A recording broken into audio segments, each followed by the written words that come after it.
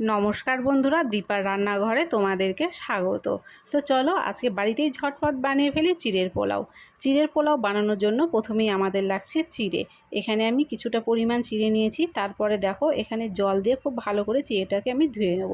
তো চিড়েটাকে আমি 4-5 বার জল বদলে বদলে খুব ভালো করে ধুয়ে নিয়েছি। এবার চিড়ের যে জলটুকু আছে সেটুকু ঝরিয়ে নেব। তার জন্য নিচে একটা পাত্র রেখে তার উপরে এরকম একটা ছিদ্রযুক্ত পাত্র আমি দিয়ে দিলাম। এখন জল সহ চিড়েটা এর মধ্যে আমি ঢেলে দেবো, দিয়ে চিড়েগুলোকে একটু ছড়িয়ে দেব, দিয়ে এরকম অবস্থায় চিড়েটাকে 10 মিনিট মতো রেখে দেব।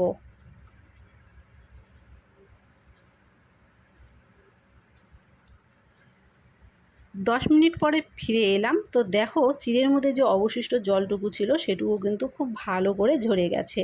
আর বড় পাত্রে ছড়িয়ে রাখার জন্য কিন্তু চিড়েটা একদম ঝরঝরে হয়েছে, একে অপরের সাথে লেগে যায়নি।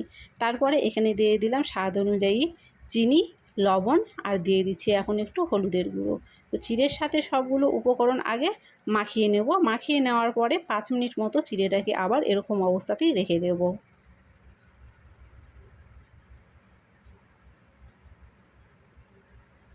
5 মিনিট পরে এখানে আমি কড়াই বসিয়ে দিয়ে দিলাম সাদা তেল। এখন এর মধ্যে দিয়ে দিলাম কয়েকটা বাদাম।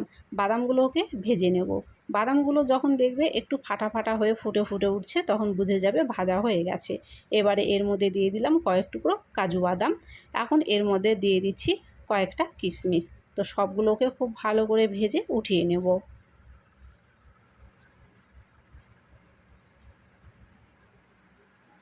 কিশমিশটাকে ভাজার আগে কিন্তু আমি জলে ভিজিয়ে রেখেছিলাম, তারপর জল থেকে উঠিয়ে নিয়ে কিছুক্ষণ রেখে দিয়ে তারপরে ভেজে নিয়েছি।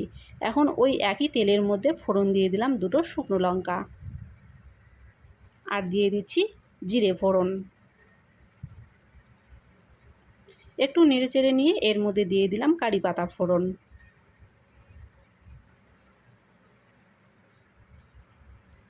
সবগুলো ফোড়ন খুব ভালো করে ভাজা হয়ে গেছে।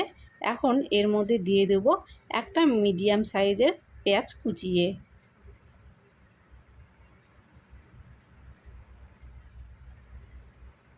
এখন দিয়ে দিচ্ছি এর মধ্যে 2টো কাঁচা লঙ্কা কুচি। পেঁয়াজটাকে একটু ভেজে নেব। পেঁয়াজটা ভাজা হয়ে গেছে। এখন এর মধ্যে দিয়ে দেব হলুদের গুঁড়ো, স্বাদ অনুযায়ী লবণ। লবণ যেহেতু আগে চিড়ের মধ্যে দেওয়া ছিল সেই জন্য সামান্য পরিমাণ দিতে হবে। দিয়ে দিলাম চিনি, আর এখানে দিয়ে দিলাম একটু জিরের গুঁড়ো। তো মশলাটাকে এখন একটু নেড়ে নেব। আর এখানে দেখো একটা আলুকে আমি সেদ্ধ করে টুকরো করে কেটে নিয়েছি। সেই সেদ্ধ করা আলুটা এর মধ্যে দিয়ে দিলাম, দিয়ে একটু ভালো করে নেড়েচেড়ে ভেজে নিলাম। ভাজা হয়ে গেলে এরকম অবস্থায় এর মধ্যে চিড়েটা দিয়ে দেব। আর গ্যাসের ফ্লেমটাকে এখন কিন্তু লোতে করে দেবো। চিড়েটাকে কিন্তু বেশি ভাজা যাবে না, শুধুমাত্র সবগুলো উপকরণ আলতো হাতে মিশিয়ে নিলেই হবে।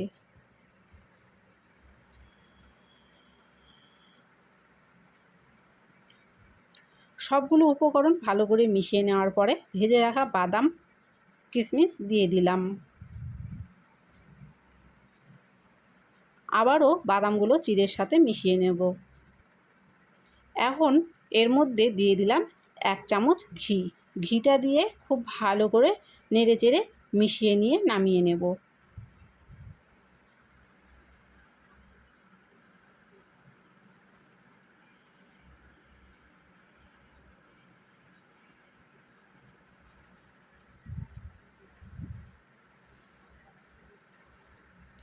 আজকের চিড়ের পোলাওয়ের রেসিপি তোমাদের কেমন লাগলো কমেন্ট করে অবশ্যই জানিও। যদি ভালো লেগে থাকে একটা লাইক করে ভিডিওটাকে শেয়ার করে দিও।